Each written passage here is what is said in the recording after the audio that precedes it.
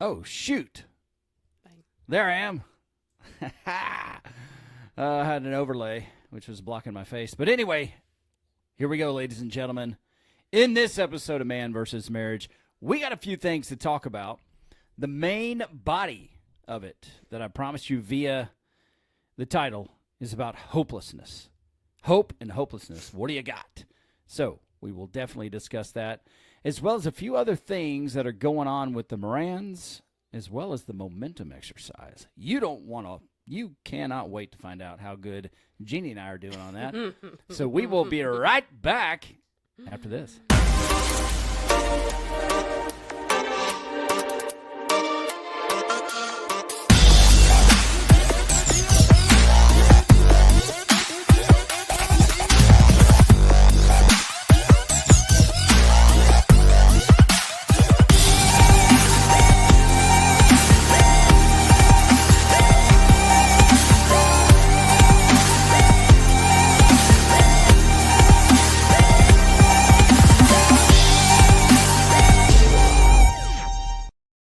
Welcome back to another episode of Man versus Marriage Live. It is I, your humble servant, the Q Dog, a.k.a. the Q Diggity Dog. I thought I had one more, but I don't remember what it was. I did it one time on an opening, and it was hilarious to me. Jeannie found it not funny. But Shocker. in this episode, we're excited to talk about a few. Well, I'm excited to talk about a few things. God willing, Jeannie will yawn less than 5 times in the program. I guess that depends upon how many times I monologue. Without further ado, I'm in the Moran family studio with my lovely wife, Jeannie Moran. Jeannie, say your ABCs and 1, 2, 3s, and hello to the people. ABCs and 1, 2, 3s. That's what you want? Yeah. No. Hello. Tell the people who you are and what you do. I'm Jeannie Moran. I'm your wife. I run the house, so to speak, and I manage the kids. I'm an author, and that pretty much does it for the moment. A super sexy hot baby. That's right. You're weird. I am. I gotta say, it's I don't want to date this particular show because when people go back and look at it, Too late. It's live. They can see the date. It's true, but in the audio, there's still hope. And it's the month of April, and in the month of April, there is the day 404, which is my late beloved friend, Chris Salisbury, and DJ 404. The reason I want to give it a tribute to him is because I am convinced that he's in heaven looking down on me, and every time I play that opener, he is very proud of me for creating that, because he is the one who introduced me to that style of music, to making music. And matter of fact, he's the one that gave me the first opportunity, because I forced his hand, to let me be an MC on Real Life Music, the best music this side of the cross, with DJ 404 and the Q Dog. So who knew that I would be doing that, eventually doing this. And that guy, I got to tell you a testimony sometime. Right now, he was the guy for technology, which honey. I don't think he could fathom the technology that we have today. And back in the day, we did a radio show first from his room and then from his garage. And that was before internet radio was like a real thing. It was huge. We got into a real studio for a while. But I remember the time that there was Singular. I think it was Singular before AT&T merged with them. And he bought a telephone. And that telephone was $250. And I proceeded to clown him. I let it rain down upon him. I said, "You paid $250 for a phone? For a telephone?" And I just got, oh my gosh. As we say in Alabama, I gave that dude down the road about it and had a good time. Well, fast forward a few years, and what did I pay for the iPhone 16? I don't want to talk about it, but I do know Enough that he's up there laughing at when you. I get to heaven and we share a bro hug, he's going to celebrate the music, but then Well, by then, how many times over have you paid that amount of money for a oh phone? man, maybe it's worth it maybe it's worth holding out on any other phones until, I don't know, I'm 100 or 200 years old, and who knows how long I'll live, but it's already past the point. We're talking thousands of dollars for each, a few of the different types of phones, and Not to mention you've had to get them for other people in our house, so he's gonna. yeah, He's going to have some fun with you. Yeah. He only had to buy for himself. Yeah, that $250 is. But in all fairness, his phone was nothing compared to the iPhone 16. Anyway, before we go on, I want to make sure that you know that you can reach out directly. Since this is a live show, guess what? You can comment below. And we'll read your comments on the air if they're worthy, which they probably will be. The only way it wouldn't be worthy is if you're an Auburn fan, and I know you're an Auburn fan, then it's probably not going to happen. But otherwise, we'll be good to go. And but you can email me directly, Quincy@mvsmpodcast.com. I was just getting this prepared for Facebook, and I noticed that I have 923 friends on Facebook.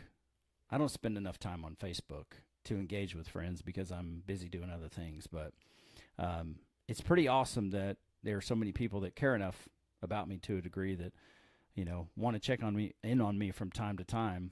So if you are from Facebook and, hey, Jody, welcome to the Watch. First time podcast live listener. Well, that is wonderful. I'm going to throw your comment up there. It is great to have you watching. And thank you for being such a beloved VIP fan of the Moran Brothers, which we were watching yesterday. And I reminded Josh of a funny laugh that we did back in the day. But it's great to have you on. And but I want to make sure you know, thank you for making the comment as well, sis. I really appreciate it. You rock. There are many people who have emailed us. If I'm talking about, there are people that email us now from around the world. We're a small show. We don't get millions of views, but we're still impacting lives. And I was looking this week at the last 7 days at the countries that people are downloading the program consistently from. Thank you, Autism, for the beep beep. Mm-hmm. Oh Lord, Kirsten is going to be a part of the show today. Oh man, look at that. Our bull riding buddy, Anthony. Love you, brother. Long time listener, first time commenter. Well, thank you very much. Gosh, I miss you, bro. Miss you. And that was very painful to watch that bull break your rib. And I did watch it a few times because I couldn't turn away. But I hope you're getting better. And thank you for commenting. But people are emailing us, and there are some things going on. And the last show that we did was about, am I responsible for your happiness? Am I, Quincy, responsible for Jeannie's happiness? Is Jeannie responsible for my happiness? And the end result was, in order to be happy, you have to take personal responsibility, and you have to facilitate an environment within you that grows happiness. And if you don't do that, then you're not going to be happy. And people are always going to let you down. That's a fact. And why do they do that? Because they're human beings. It's a part of being human. You fail. We were just talking about this, right? Mm-hmm. So as a spouse, as a friend, as a sibling, or whatever, I can certainly contribute to someone's happiness. I can also do some things that, puts that happiness in jeopardy with my actions, with my attitudes, and the things and the way that I treat people. But ultimately, true happiness begins on the inside. It has to grow within you.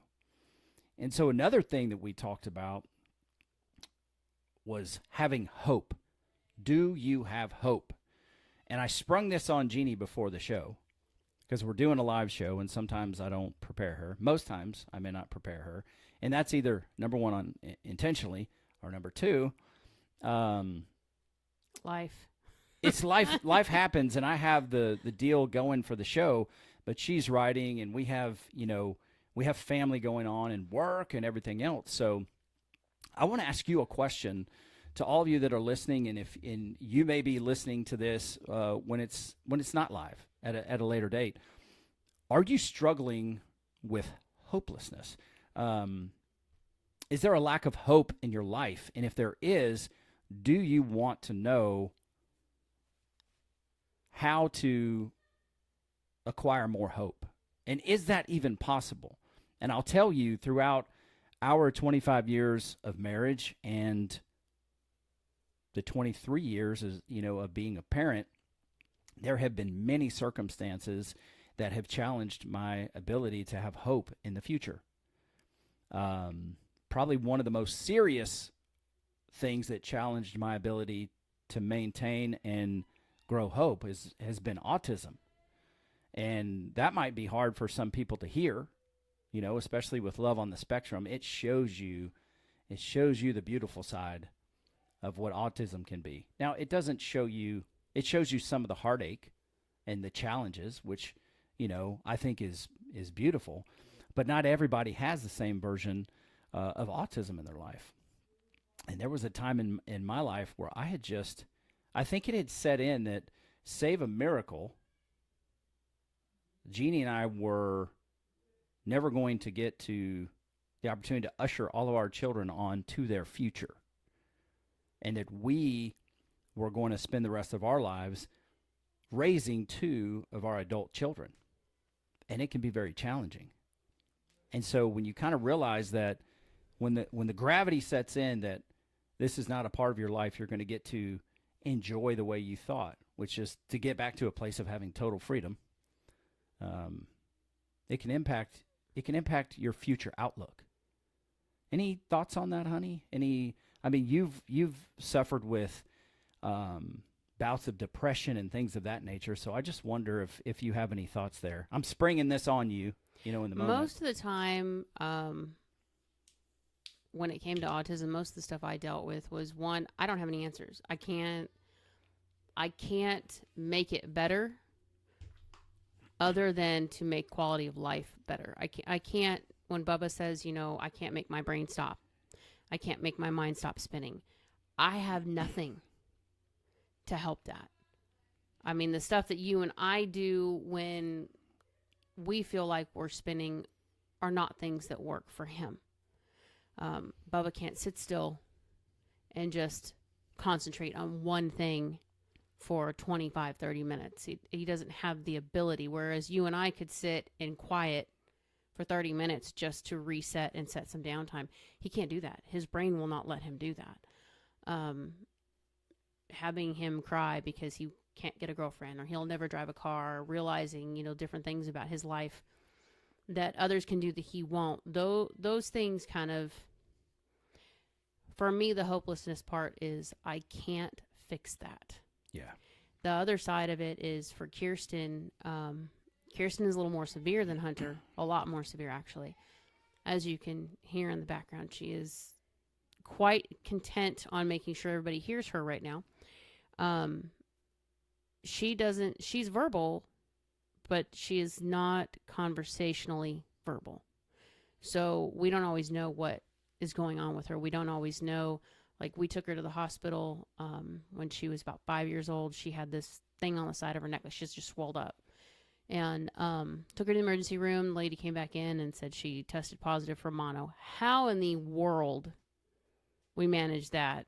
We found out later it was because we had a church function at the time, and it was like a potluck.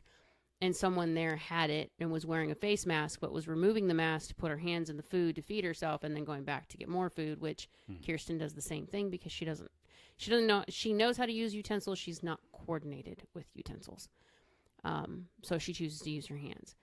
But while we were in the hospital, the doctor noticed that her stomach was distended and was like, I'd really like to do an ultrasound. Okay, cool. So they did one, and come to find out, our 5-year-old child had 2 kidney stones, one in the duct and one in the kidney. No, it was gallstones. gallstones. Yeah. Gallstones, that's right. One in the duct and one in the gallbladder. And at that point came out and explained to us that had she been a grown man, she would have been doubled over in so much pain that she wouldn't have been able to breathe. And here our 5-year-old is acting like she is totally normal, other than the fact that every now and then she would say, "Ow, my ankle," and she would cry. Now, Kirsten doesn't cry. If Kirsten's crying, we have a problem. Kirsten does not generally cry for pain. If she actually gets to the point where she is in tears and calling your name, I think maybe 3 times in her entire life we've heard her upstairs cry, and both of us took off running because it's not something that normally happens. Her pain receptors don't work the same.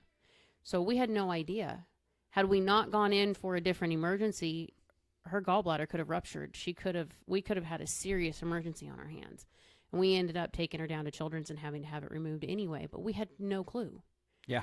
Those are the things that you look at, and I felt guilty for a long time because I don't know. I have no way of knowing to help her.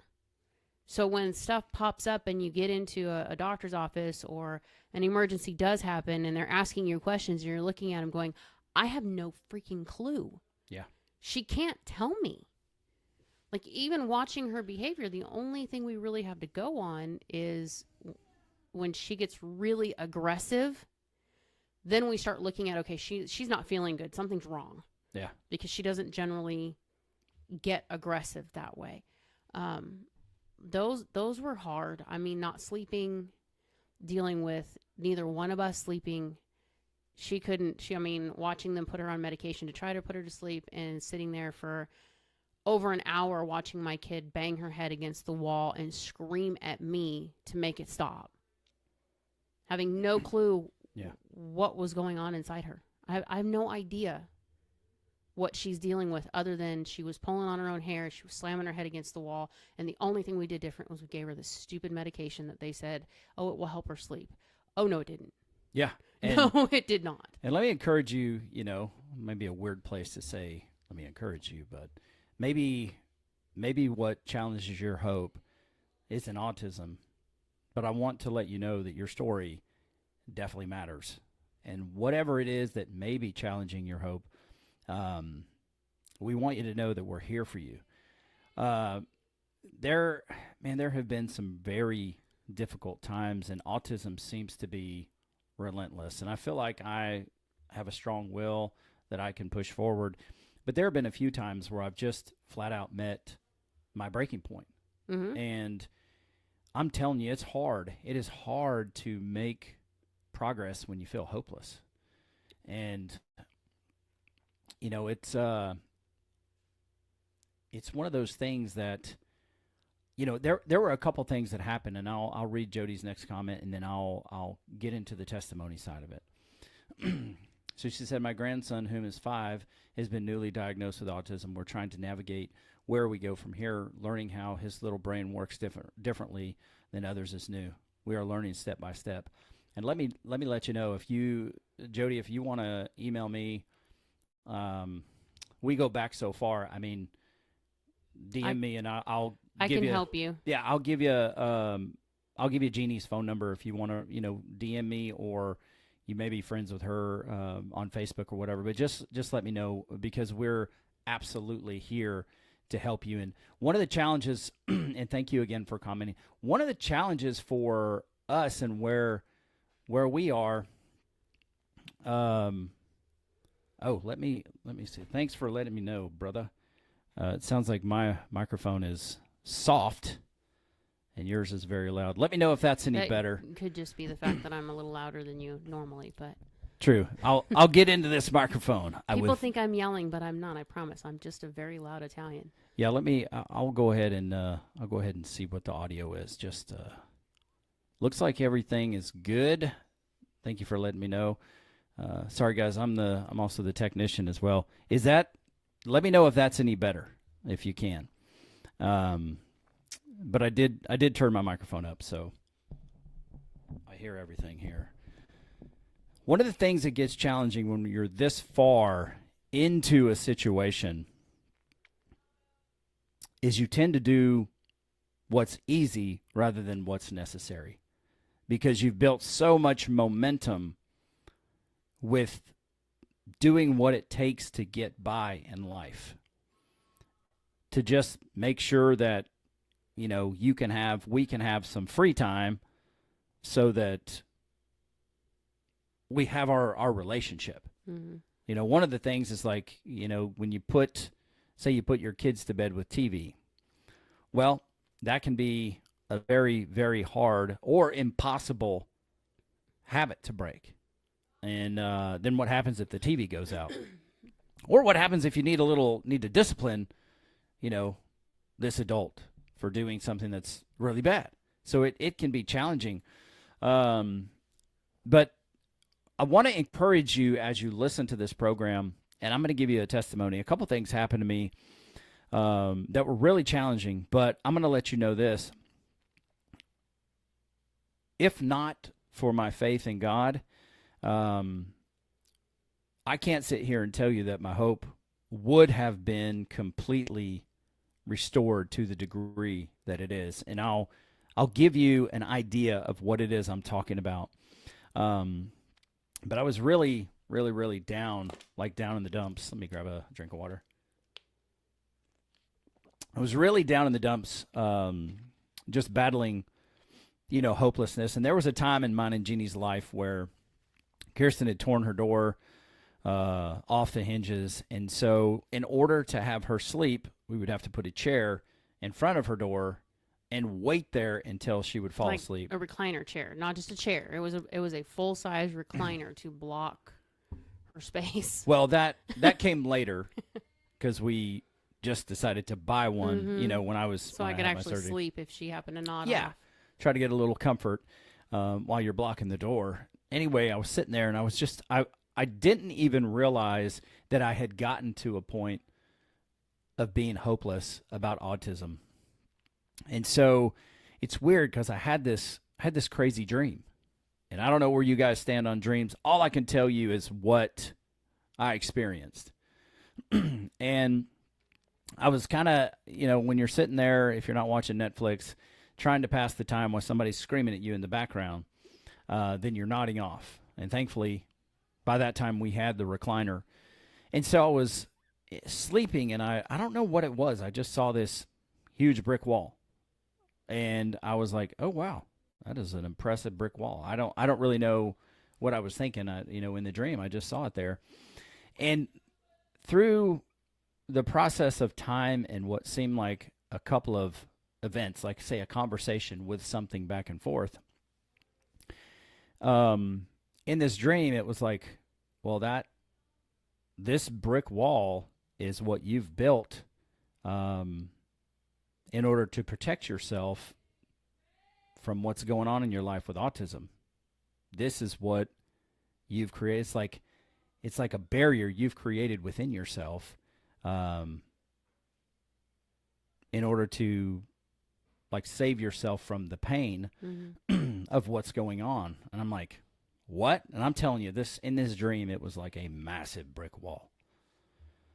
And I was like, well, how did this happen? It's like each time you were hurt or there was disappointment, it's just one block after another. And whatever, this voice is or whatever I'm talking to in there is like, it's time to break it down. It's like, how the heck am I going to break this down? It says, well, here's the thing. You've built this wall, and my glory is trapped on the inside. You're holding it at bay because you're losing hope. And it's like, look for cracks in the wall where you see light coming out. I feel goofy telling this dream, but I don't really care because it dramatically changed my life afterwards. And so as I looked deeper at the wall, there were some spots where there was light kind of peering through. It was like, that's where we're going to start. We're going to start in the weak places of the wall. We're going to start to chip this away, and hope is going to be restored in your life. I was like, whoa. And I woke up, and I was just shocked. Number one, I had no idea that I had been demoralized to the point where I had lost hope in my life because of this situation. And so kind of in the dream, it was like, you need to put yourself out there. And when people ask you if there's anything they can do, ask them to pray for you in this. And so I did. One of the first people that I, was bold enough to say something to was Jack Guspeth. He's like, hey man, what can I do for you guys? And I was like, I didn't want to be a burden on people. You know what I'm saying? I'm always happy to take, in that day, I was always happy to take on whatever you had. But I didn't want my burdens to be a problem for you.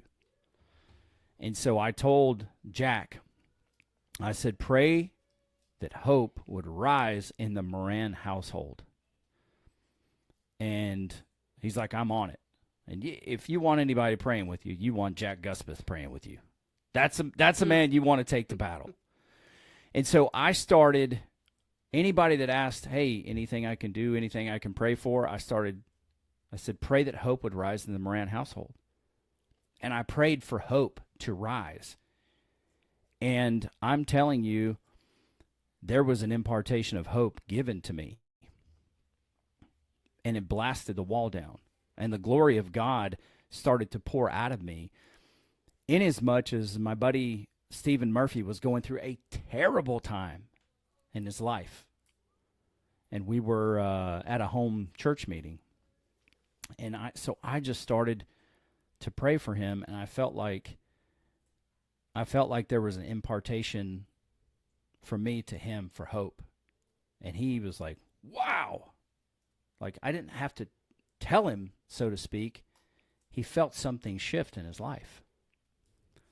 And so, I look at that, and I still have to fight back the emotions for what it felt like to be living without hope.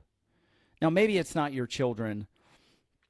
Maybe it is your children, but it's not autism. Maybe it's your life, or maybe it's your relationship.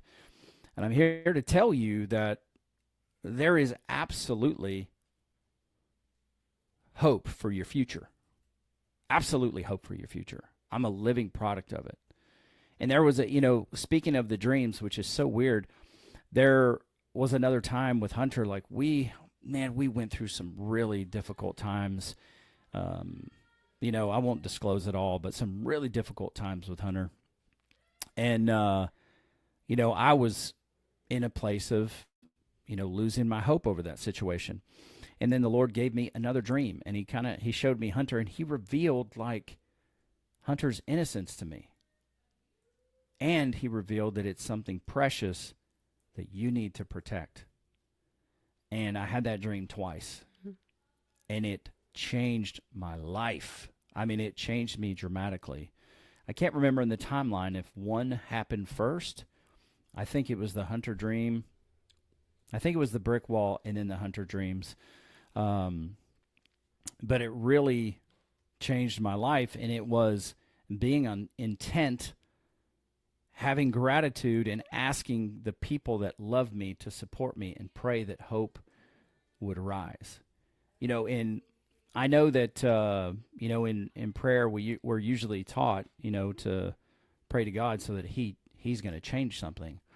I'm a firm believer that God truly has His mind made up about how He wants to help us, but there's some challenges that come along with us being able to believe it. So when I'm praying for someone, I'm asking God where His heart is so that I can pray according to what His heart is for them. But then I'm really trying to channel the Holy Spirit within me, and I'm pouring out, praying for those people so that our faith can connect and it can strengthen those people. And I believe those are some of the things that happened for me when hope was restored in me. And that's not to say since that day that hope hasn't been challenged in my life, because it has.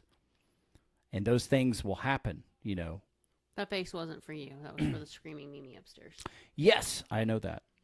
So I don't know where you find yourself, if you are full of hope or if you have some hope, but there are some circumstances in your life that have you feeling hopeless. But rest assured that you are looking at someone right here who has been very hopeless in the past. And by the grace of God, my hope has been restored. It still gets challenged, but it's been restored. And I would love to partner with you in this journey and pray alongside of you and help you through these challenges. If it's marriage, I think Jeannie and I can truly help you, because we were in a place 15 years ago, where our hope was on the rocks. Our marriage was on the rocks. Our intimacy was on the rocks. And we had gone through, it was like a bloodbath in our life. I'll just line it out for you live on the program, some of the things that were happening. Okay, I'll walk it all the way back. When the triplets were born, they went immediately into life support. Start over. First, we were told we couldn't have children. That's fair. We were told we couldn't have kids. And that was a huge part of what we wanted when we got married, was we wanted a large family. Fair. And we weren't married 6 months, and the doctor said, you might not be able to have kids. So already out the gate, we were struggling. Yeah, and then I got tested, and they called me and said, sorry, man, it's not happening for you. And then they called me back and said, sorry, we read the wrong test. And I've always questioned if they called another guy and said, you're good, and had to call him back, which hurts my heart. But hopefully they didn't. Anyway, We had Hunter. When Hunter was born, he was born with microtia. And look, I'm going to tell you these things, and this is not me asking for you to feel sorry for us, because this is... No, we've already been through it. We don't need pity. We've already been through it. No, even so, and I don't mean to be that crass about it, but even so, these are things that happened for us, because these challenges have made us who we are today. Mm-hmm. And we have endured them. We haven't been perfect in enduring them, but we have endured them. And because of what we've been through and what we have done to change our life and to grow our relationships and to build our faith, we can now come to you and say, we have been where you are. And that's the beauty that comes out of this, because life is so short. If you figure out, you get, if you're real lucky, 100 years on this earth. And life is so short.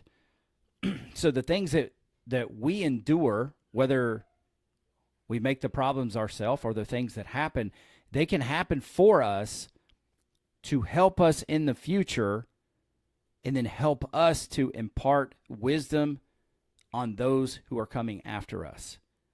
So there is something to be said about how you can help people because of your challenges. If I told you about what was just going on in that period rather than going all the way back to the triplets. So we had just moved into a new house, and this is our first brand new house that we bought together. And we found out at that time that some of our children had been sexually abused by babysitters. So a short time after that, we were going through life. We got some autism diagnoses, and that was very hard for us. I denied that Hunter had autism for a long time. I was just making excuses, or I was trying to rationalize the behaviors that matched. And finally, I had to come to the point and say, I need to stop denying this.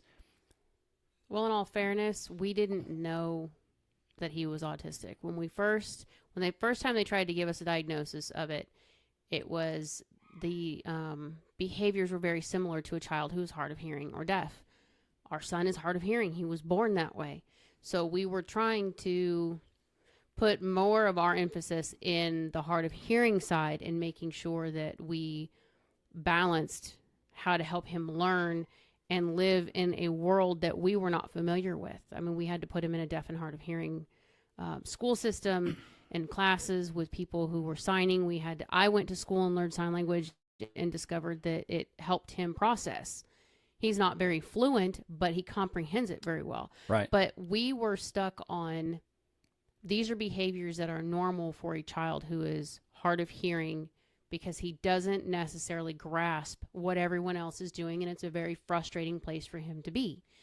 And then we found out later on down the line that he actually had a lot of the autistic tendencies.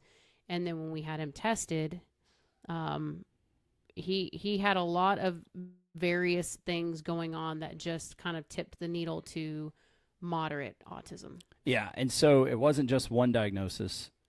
At that time, 3 of our kids were diagnosed. And then we kind of going through into this new house, there were obviously some challenges. Then financially, we got into duress. And then we were losing our house, and we were eating out of a food bank from church. And throughout that time, one of our girls was having multiple brain surgeries. It was like one kick in the chest after another. And those came along with seizures. And so we had these mounting circumstances in our life. Not to mention CPS visits for ridiculous reasons. Yeah, and then autism started to become more and more challenging. And so Jeannie and I found ourselves in a place where we were just trying to survive the day. She felt lonely at home with a bunch of kids. I was out trying to work and generate income and chase a dream or two because I thought it was going to take off and it would help us financially. When my priorities were out of order, we didn't know how to communicate. Our sex life was not, although we have a bunch of children, our sex life was not consistent. It was not intimate. We were waning. We were falling. I don't know if we were falling apart, but we were definitely. I think we were walking on a tightrope. We were walking a tightrope for a long time. And we realized that this was not what we signed up for. We signed up for a marriage that was going to be awesome. And we were just in a place. Now, I mean, if I just took it and turned it around, I mean, I could have went back and said, look at the feeling you had for 30 minutes until he called you back that said you couldn't have kids. But it wasn't that time for the perspective. What we needed to do was take personal responsibility for our own actions in our life and our relationship, and then seek some help from people that were able to coach us along. And that's where Coach Rita, that's where she came into the picture. We did a marriage class at church. That didn't go well because we rated our marriage differently, which I'm told is par for the course when it comes to men and women. Men usually think their marriage is better than it is. Women don't think it's as good.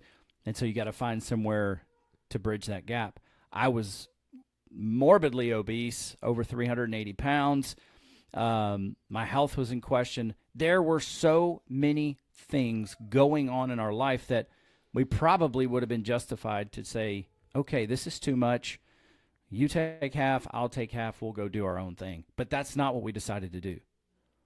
And so 15 years ago, we said, in spite of all these circumstances, we're going to reinvest in us.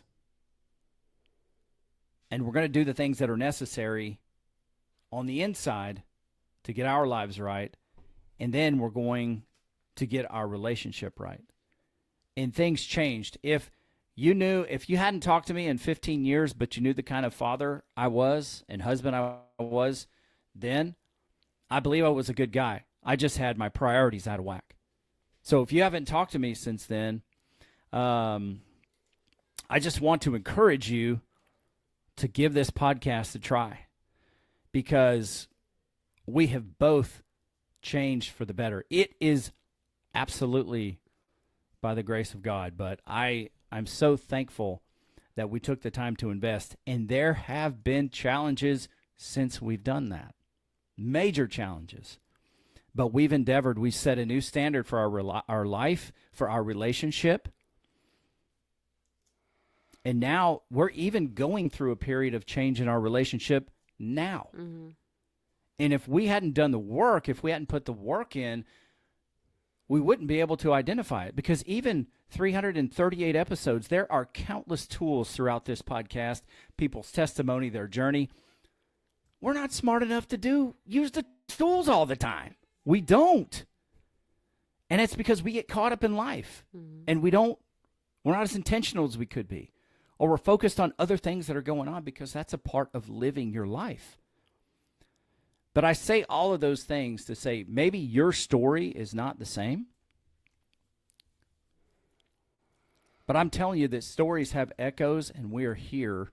We are living proof that you can make a difference in your own life, and then you will make a difference in other people's lives, and it's completely possible. We got this great quote from Shannon, your best friend, one of your best friends, and Bibi. Mm-hmm. and my sister from another mister. I hope people understand what that means, because there's a brother from another mother. So I say, You understand who her dad is, right? yeah. Yeah, I do. I do. Make sure to remind him that Quincy said that, please. What? Because her dad It has nothing to do about her dad. We have different dads. I'm teasing. Well, she said something wonderful, and I put the comment up on the screen so people can see it. She said, "You two are the strongest people I know and love you always, and we love you back. And you're mighty strong yourself, ma'am." As long as she doesn't throw me on a waterbed, we're good. And then she laughed about something. And whatever she's laughing about, I'm going to take credit for it, because it was probably funny in something that I said. I just want you to know that, honey. Mm-hmm. See how far we've come. And It's either the Kevin comment or the waterbed comment, which 90% of the time is probably the waterbed comment. I know you've told me the waterbed comment. I can't remember. When we were in junior high, I went to stay at her house. She had a waterbed. I hate the waterbed. Waterbed's even worse when you're sharing the bed with your friend, because that's how we used to sleepovers. And she has a big, fat beagle dog. And I'm talking, the dog's name is Chubbers because it's that fat. Yeah. And in California, what wakes you up but an That's earthquake? That's right. And so now Shannon's a little different than me when it comes to earthquakes. Shannon's just like, oh, okay, roll out of bed, get in the doorway. No, Jeannie has a panic streak. I have a panic button that goes off in natural disasters. Ask my husband. I'm currently the weather person for the house. But hottest weathered lady I know. Come on, baby. I was trying to get out of the waterbed, and the damn dog was trying to get out of the waterbed too, only she was too fat to be able to roll out of the waterbed, so both of us were falling on our butt trying to get off the damn bed.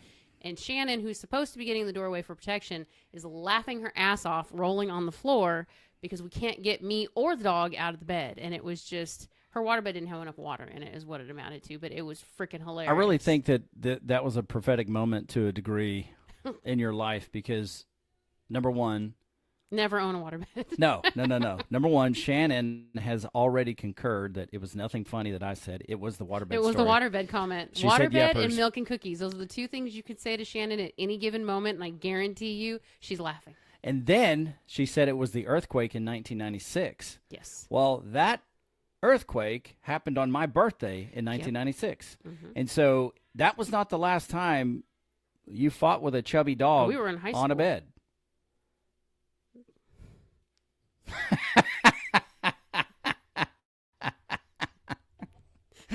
You're such an ass. You're such an ass. That's pretty funny, though. Yes, Q dog. That's accurate. Uh-huh. Yeah, that's funny. Oh, and then Shannon says cookies. It's become the Shannon and Jeannie Show, brought to you by Cookies and Earthquakes. Nope, that one I will not do live on a mic, because that will get me caught in a lot of problems later. That's great, man. That's great. We love you, sis, and thank you for taking the time to listen and comment on the program. So yeah, that's pretty funny. But that's where I am now confident that we can help people through what we do. And there are people that we help that I feel completely unqualified, because I go like this. While they're telling me what's going on, it's like this. I'll tell the Lord, I have no idea what to do. All I can do is listen and take it in, because I don't know what to do. But God is good, and He helps us. And a lot of times, you and I will get on a call, or on the program, and we'll take some time to talk through it with the guys or with the gals, And I mean, there's one Jack right now. We just talked the other day, and it was amazing. He called me, and he's like, "Hey, this was too good for a text. Like, I could have texted you, but I wanted to call and tell you about this moment." And he had this aha moment about finally, for like the first time in his life, trusting himself. It's the whole principle of building internal credibility. When you keep promises to yourself. And it's hard, because if you're encouraging somebody to do something they've never seen or experienced, they don't know what it looks like on the path forward.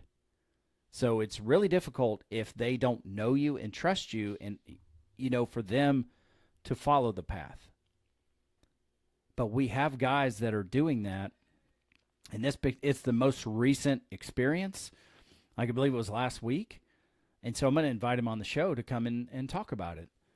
But it was an amazing place to be, because when you're keeping promises to yourself, no matter what folks are saying back to you, you can have the confidence to know that I have built this level of trust within me. Now, not only can I count on myself, but others can begin to count on me. And he reiterated this without me saying it. The goal is excellence. It's not perfection. And so it is a beautiful thing. And I give that illustration because no matter what time you're listening to this, you yourself may be in a place where you're hopeless about something in your life. And you feel like life is always happening to you. Why is this always happening to me? Why do I deserve this? I'm not good enough for X, Y, or Z. And I don't say that to you because I think that's what you're thinking. Those are the things that I used to think about myself. And I can tell you that's not the case. And when we come alongside you to help you, you'll have to do the work, but your life will begin to turn. It's definitely a marathon. It's not a sprint. A lot of the guys start out sprinting and they run out of gas. And so they have to refocus into a new mindset.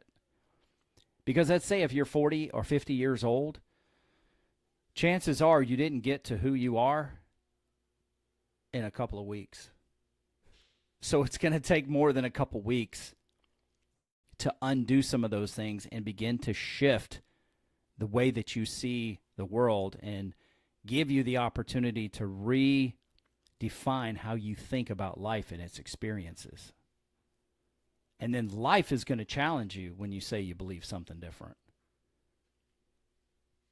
And so you're going to have to do things, whether it's easy, whether or not you're motivated. You're going to have to do things based on the new standard that you create for yourself. Once again, this is a journey-driven podcast. It is based on experience. And that's what I'm talking from, is experience. I wish I had, not for my own gratification, although it was very gratifying, I wish I would have snipped what you shocked me with on the last episode and how you talked about what you've seen, the changes that you've seen in me. Because I didn't necessarily know that my wife and daughters were paying that much attention. Of course we are. You don't realize it, and I don't know if it's the same for everybody, but you're the standard that the girls set for the men in their life.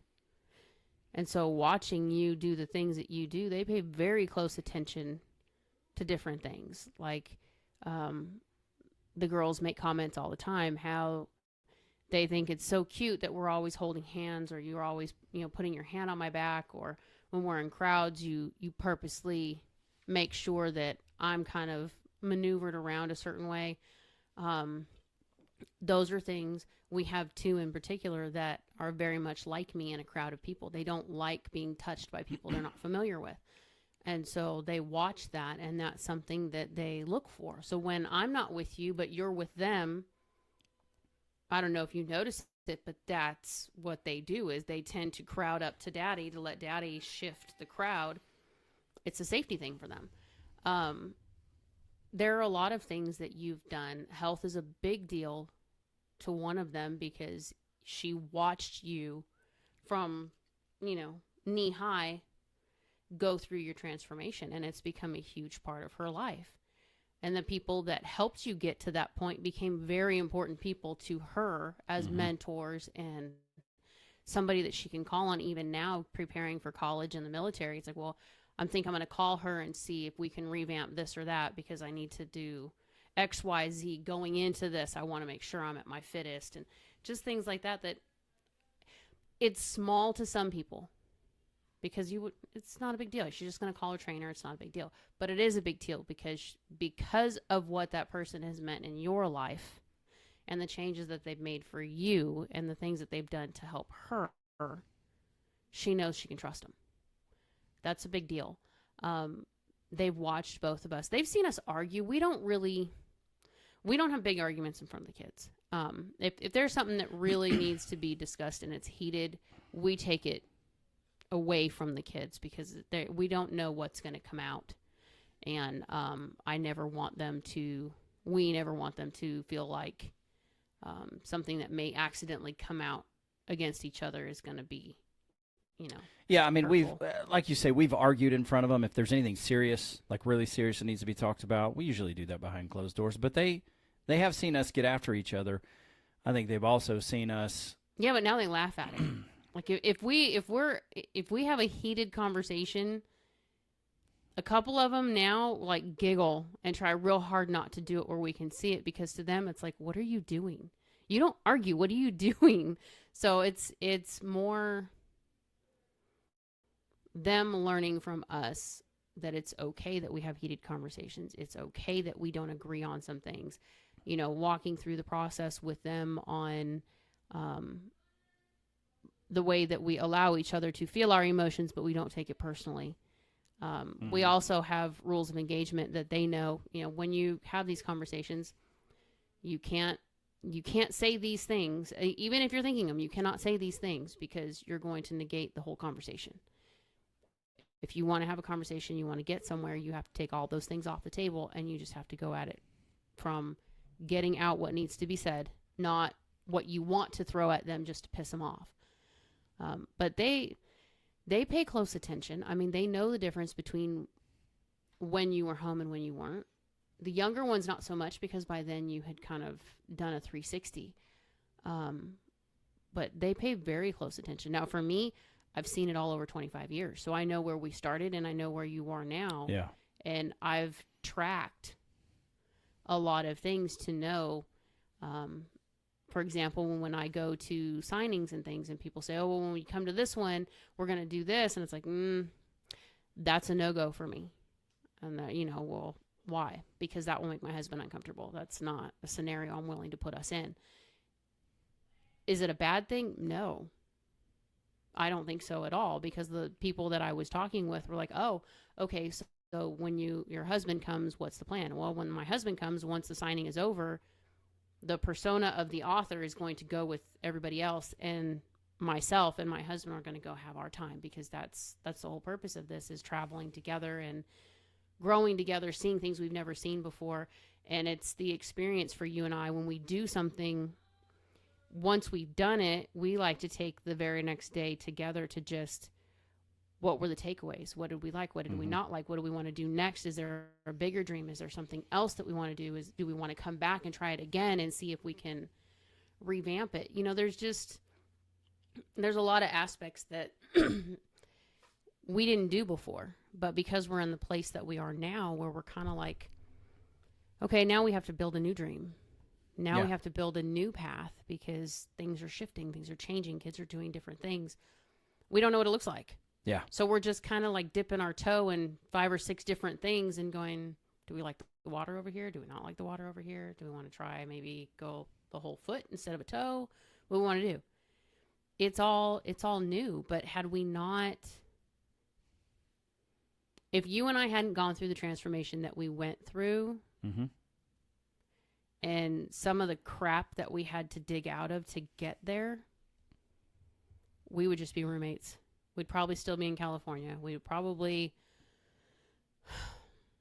that situation would be a lot different. But I don't think our kids would have the life that they have now. I think the ones that are stepping out and doing different things and trying new things and trying, like Joe the other day, I'm trying to do things by myself now. I'm trying to get out and do things on my own. I kind of giggled to myself because I get it. I understand. You're so used to having somebody, buddy around with you. It's great to have a buddy, but then when you get to that point where you have to do something by yourself, you're scared to death. You don't want to do things by yourself. You don't know how.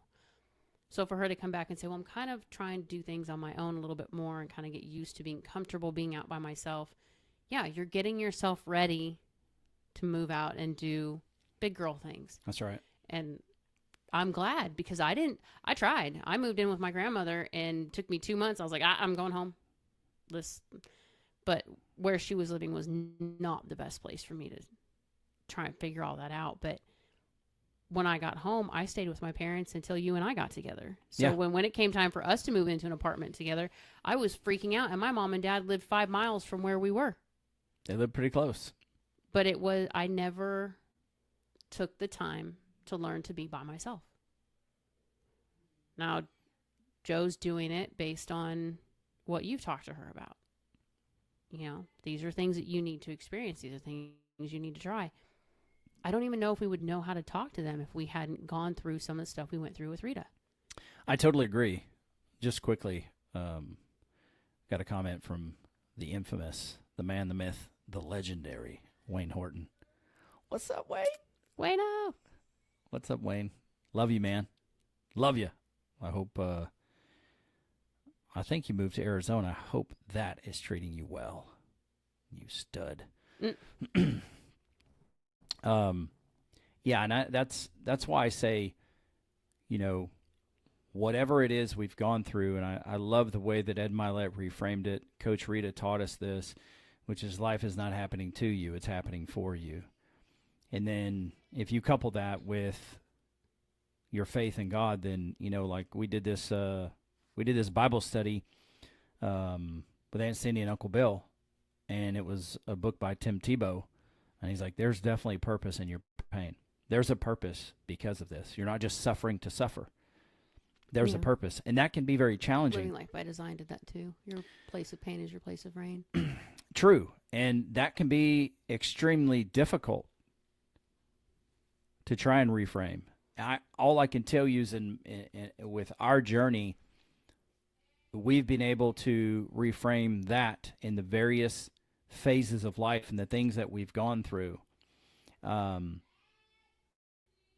God has really shown me through some of the people that we've helped over the last year and a half, that those moments, while He didn't cause those moments to happen, those moments were things that He helped us through in order to help the people that we're helping now. Well, I think the biggest thing is once you kind of understand that life is happening for you, it kind of takes the sting out, and you now you have a decision to make.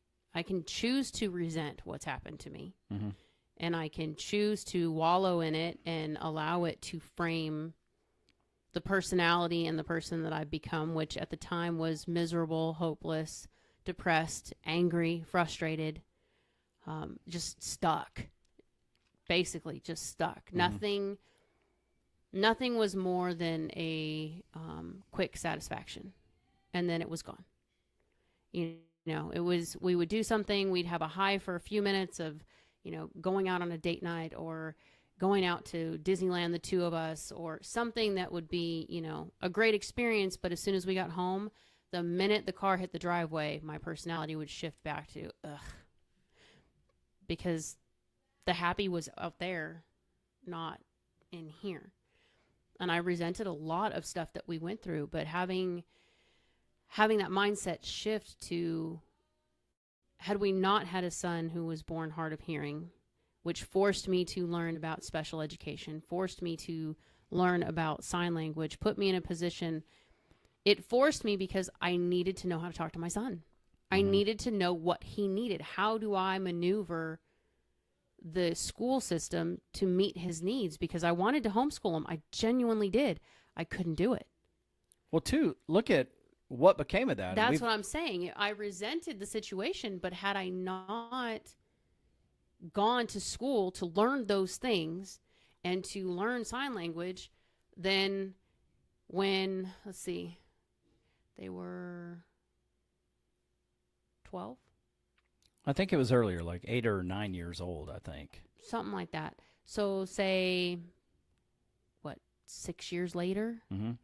We're sitting in a hospital room, shared hospital room in a pediatric ward at UCLA, and our daughter's going through just a random, out of the blue bone infection. No one, we still to this day don't even know how the hell that happened. And the lady sharing the room with us, her son is deaf. She's from the same town. She's from the same town. Her And- son is deaf. And this is supposed to be all private rooms. And we ended up with the only shared room because they had no space to put us. And since our kids didn't have anything that was considered cross-contaminating, they were able to share a room. We ended up talking, and I ended up helping her sign with her son and start working with her son to get him in a program that our town offered, where they would come into her home and they would teach both her and her son sign language and give them a form of communication. Had we not been through that experience, I wouldn't have known how to help her. Correct. I wouldn't have been able to fill a need for somebody in the moment. And it was so simple to look back on it and go, damn, if I wasn't forced to learn how to communicate with my son, I never could have helped somebody else figure out how to communicate with theirs. I wouldn't have the handful of people that I have in my life right now that I could call Georgia right now. And my bestie would pick up the phone and we would have a conversation that we haven't had in 5 years, and it would be like we never left each other. But I met her because her daughter was deaf. My son is hard of hearing, and we were in the same class together, and we were fighting the same group of people for the same education. And when they discovered that we both knew the same things, they were panicked because they thought we were working together with a lawyer to come after the school. We had never met yet. Well, you sound just alike. Cool, I need to meet this person. And we did, and we've been friends ever since. But those things wouldn't have happened if we hadn't been through some of the things that we went through. Absolutely. You know, and we talk about our San Diego moment. We talk about our moments where we couldn't communicate because we didn't know how to communicate. We talk about moments where we had to develop the say it ugly principle because one or both of us was so concerned about being vulnerable to the other person. We didn't want to feel stupid, but we needed to get something out. We talk about... I think some of that, though, too, is what we were taught. I mean, I come from a home, and I can say this because they would agree with me. When you get upset about something, they go for the jugular. They aim to hurt each other to prove a point. You hurt me. This is how it feels. I'm going to hurt you now. And then they go dead silent for 5 days. And then they come back and they fix it. It's a pattern that I grew up knowing. This is how married couples do these things.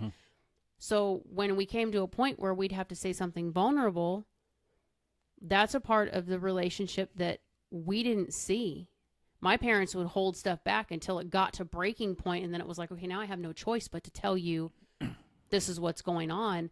But even in the vulnerability, they're still pissed off and fighting with each other because if I tell you this, you're going to use it as ammunition. That's what I grew up learning, was the person who cries the most is the weakest link, and you're the one that everybody's going to pick on. The person who is vulnerable is the person that everybody's going to pick on. They're going to make fun of you. They're going to cast you out. They're going to do all these things. So when we got into our marriage, I didn't know it was okay to tell you, I'm not comfortable with this. I don't know how to deal with this. I'm struggling with the kids. I'm struggling with autism. I'm mad at the situation. I'm not mad at my kid. Can't tell you how many people have been mad at me because I said autism is an asshole. I'm not talking about my kid. I'm talking about the disability that inhabits my child and keeps him from being able to tell me what he truly needs from me because it limits me on how I can care for him. But I didn't know we could do those things until we finally got to the point where we could say, I have to say something ugly, and I need you not to take it personal because I'm not trying to hurt you. I just need you to hear me, and then I need you to help me process through so we understand each other on the same page. It's not easy. It's still not easy, and we've been doing it for 15 years. Yeah, the truth is though is that it's about what's possible, and we are a living testimony for what's possible. And if you are willing, if you're willing to do it, you can transform your life. And I have alluded to it many times on, this show, and I'm opening up more and more about my faith, that I'd love to share with you, about my faith in Jesus Christ, and that there have been so many of these transformation moments that I can't help but thank him for, because it's not how I would have thought. It's not what I would have thought would be the best approach. Well, take Mo's situation. This is just a random. She worked her ass off thinking, I'm going to get a full ride scholarship. I'm going to get this, this, and this. I'm just going to bust my butt until I get what I need. And she did, but it wasn't the one that she needed. It wasn't the one that she wanted. And so she had to make a choice. And then she's still busting her ass. And little by little, things are showing up. And little by little, the thing that she needs the most to be taken care of is coming. It's just coming in small pieces. It's not coming in what she thought was going to be the outcome. But each little piece that comes shows her one more step of, just because this is how you thought it was going to happen doesn't mean that's how it's going to happen. But if you stick to what you're doing, if you stick to what you know is right, you do what's right, what you need comes in. It just doesn't always look like we think it's going to. Yeah, Ours true. sure didn't. Yeah, it's true. And, I'm thankful. I'm so thankful for all of you that have been a part of this journey. If you're watching through Facebook or, YouTube or whatever, for those of you that have been a part of, been along for the ride with a part of this journey, Anthony, Wayne, Shannon, Jody, and more of you, I'm very thankful. Thankful to my wife, and my kids, because, they have been a part of the transformation that's gone on in my life. And, God was so good to help me recognize I didn't have to go out and conquer the world. I have meaning and I have purpose, and that meaning and purpose begins right under my own roof. Mm-hmm. It begins with my first ministry, which was my wife and kids, and loving and leading my family, and, doing what I can. I talk about focusing on the things that I can affect. There are things that outside of my control that I can't necessarily affect. But I am so thankful, even through the difficult times, that we were willing to go through it. And Graham Cook has this great thing that he talks about. It's something that legitimately changed my life, and I hope it ministers to you as well. And he said this, he said, God is not interested in what you can't do. He's interested in what you're willing to do. Mm-hmm. And I have made that a part of this program, because I say, hey, if you are willing to do X, Y, or Z, then we can help you. And I believe what you want to achieve in your life, and if the transformation you are looking for, I truly believe that it's possible. And years ago, when we were going through Living Life by Design, I got so frustrated because I wasn't the letter that I wanted to be. I wasn't the letter that I thought was the most impressive.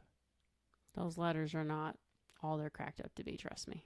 Well, it doesn't matter if they're cracked up to be for you. I wanted to be a strong leader. And I didn't realize that embracing who I was, that God made me, and learning how to trust and rely on him, and transforming my mindset and my life was going to develop me into a leader. I thought that I had to have this particular type personality, and I wanted that, and I wasn't that. But it was part of me living a lie that says, dang, man, I'm just not good enough. And the fact is that there is a way that you have been created that facilitates the calling on your life. Like we learned in that deal, strength overextended becomes a weakness. So you have to hone the skills where you are. And God tells us, the Bible tells us where we are weak, he is made strong.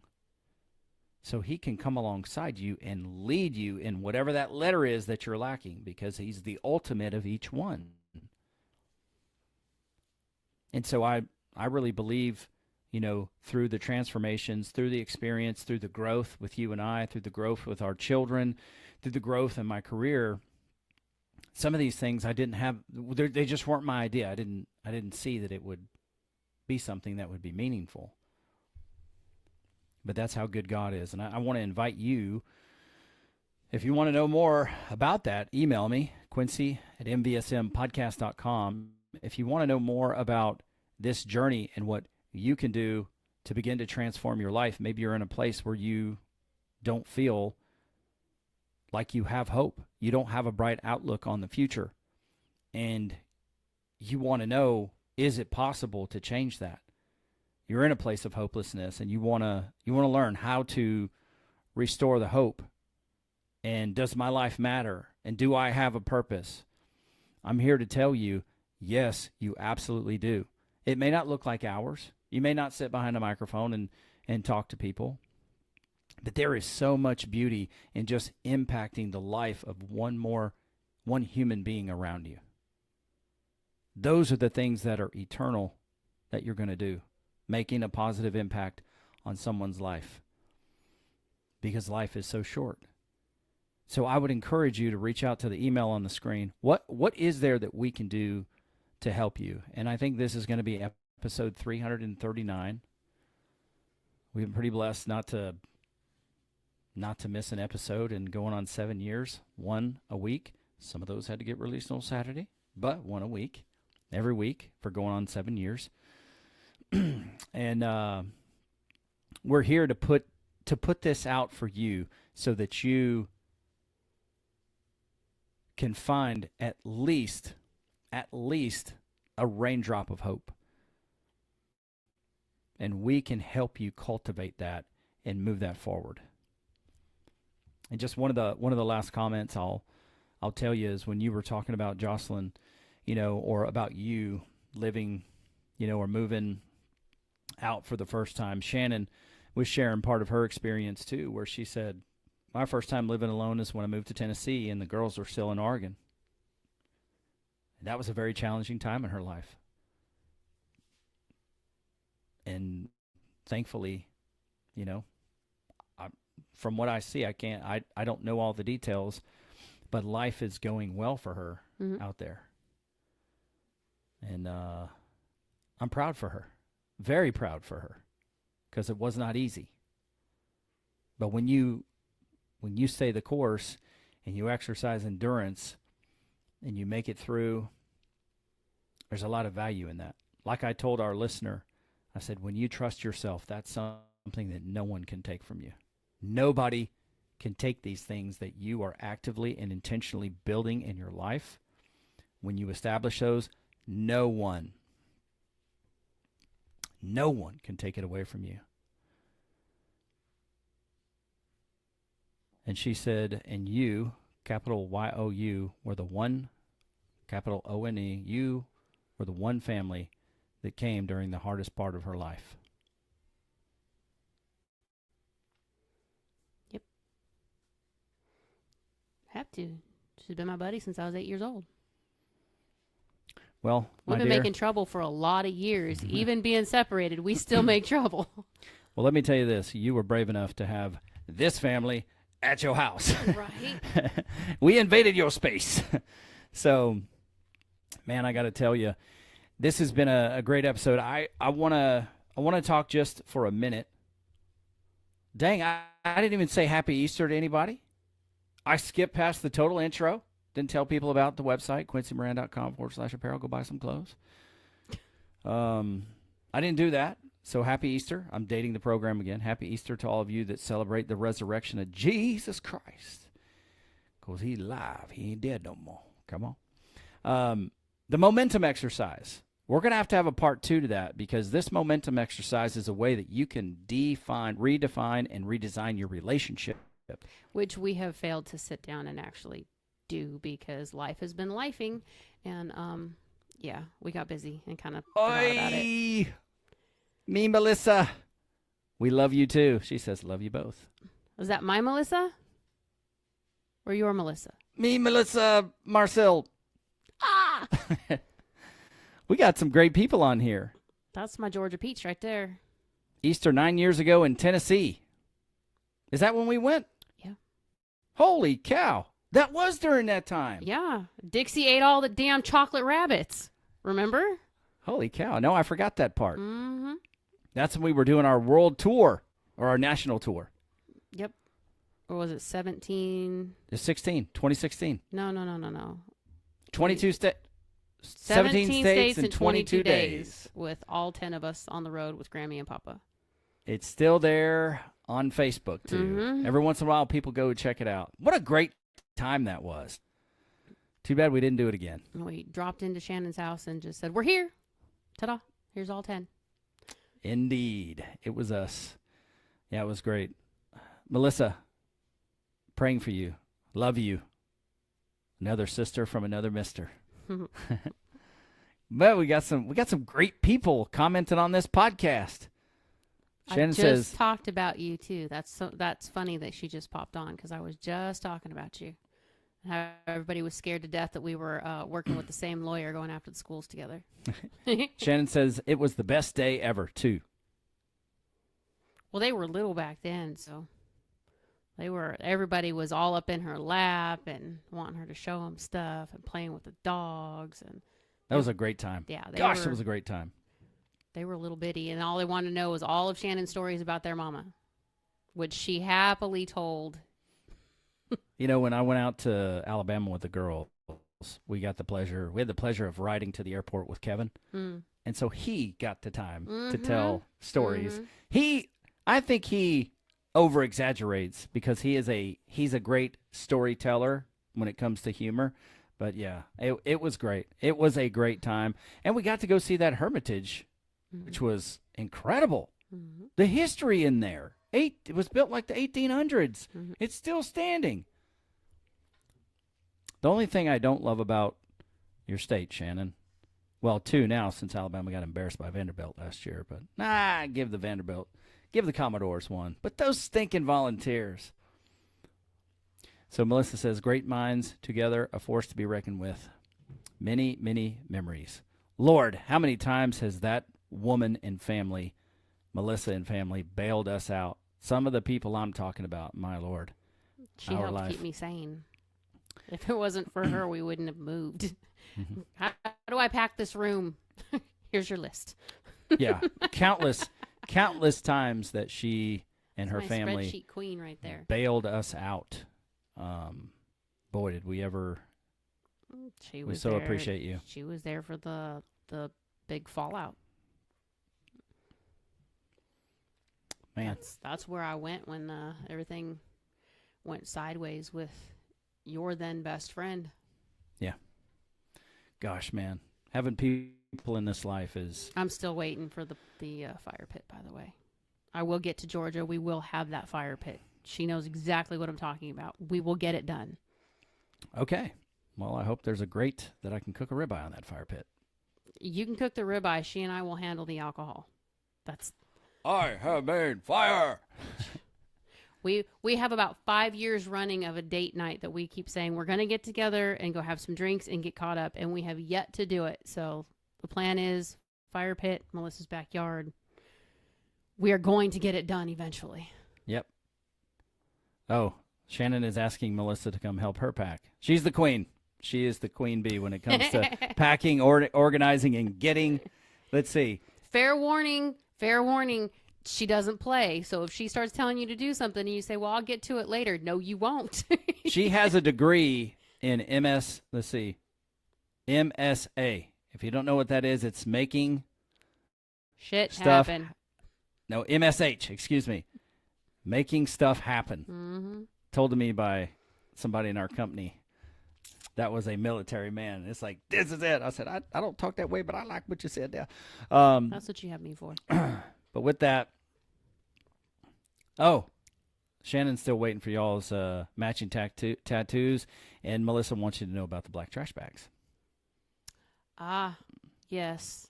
Yes, Shannon, fair warning. Melissa comes with black trash bags, and whatever is not moved when she tells you to move it, she will remove it, and you will not find it again.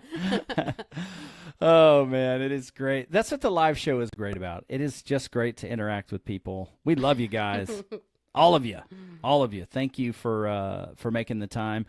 When we do this momentum exercise, for the second installment, I'm not sure how we're going to handle it, but I think Jeannie and I should do some of the open discussion out loud. But we've got to start making some time. We've got to put time aside to get this momentum exercise done. And it's closely akin to the exercise that I did when my priorities were out of whack. I just got to hit my deadline, and then I can do whatever else we need to do. But Shannon reminded me today that her mama has finished book 3 and is very impatiently waiting for book 4, which was supposed to be released. And it's not yet done. So it's on the way. I'm working through it. I promise. It's on the way. Very proud for you. And she wanted to reiterate, and I'm going to put it on the screen for everybody to see. Mom's waiting. I know. I know. Oh, man. That's hilarious to me. I need to, in the audio, you want me to put a link to your authorship page so people can buy the books? Totally up to you. Okay. I'll leave it up to me, and I'll talk to you about it. All right, ladies and gentlemen. It is so fantastic to have you guys on the program and to listen and to comment and to have you here with us. And I just want you to know if you are in a place where your hope is being challenged for the future and you are struggling, do not hesitate. Do not hesitate to reach out.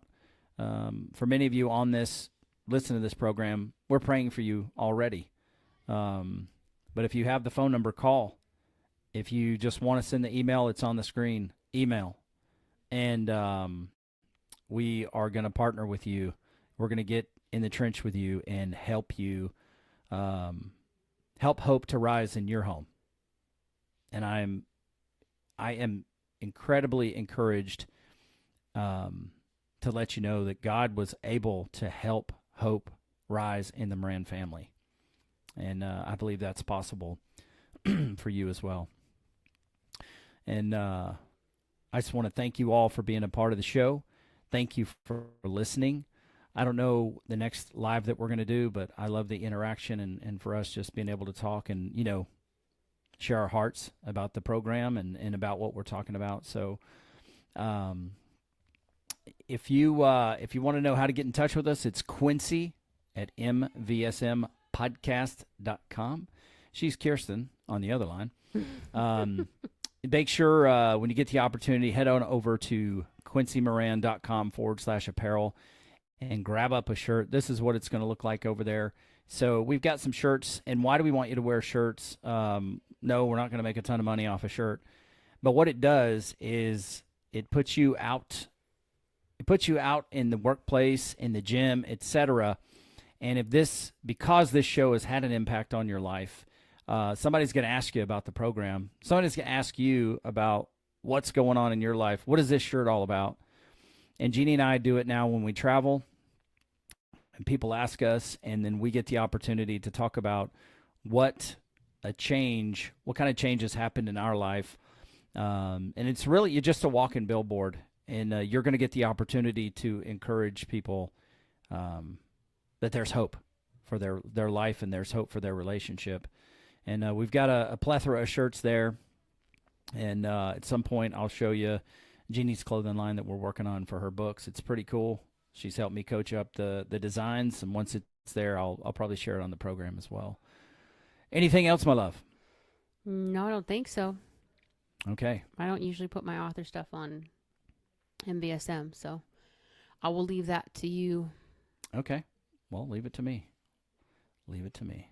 All right. If that's all you got, she is Jeannie Moran. I am Quincy Moran. And let me tell you something. This is Man vs. Marriage, the podcast.